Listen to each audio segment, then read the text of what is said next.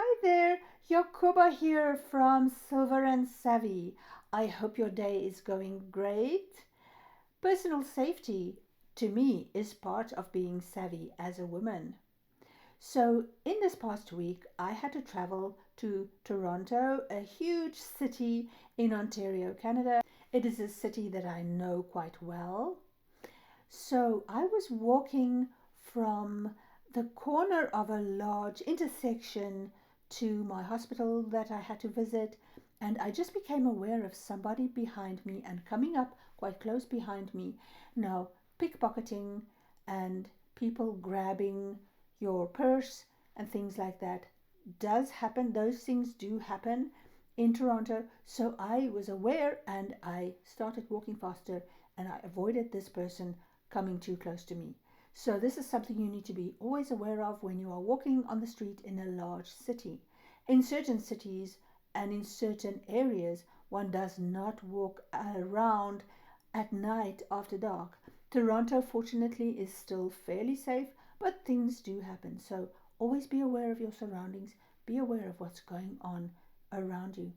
And then another scary story that I saw online this week that I just want to share is that a young woman came to her car in the parking lot after work and she was on her way home and she noticed that there is a piece of fabric or a piece of string tied to her door handle on the driver's side. And she thought this is strange, but she ignored it. And then she saw at the same time that a man was approaching her quite fast. Um, and he was coming towards her car. And as she was trying to get into her car, he tried to get into the passenger side of her car. But fortunately, she was able to lock the doors in time.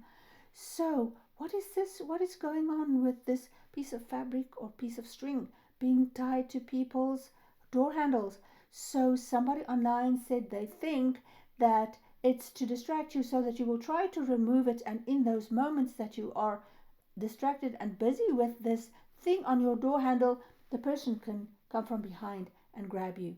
And this is a very serious risk.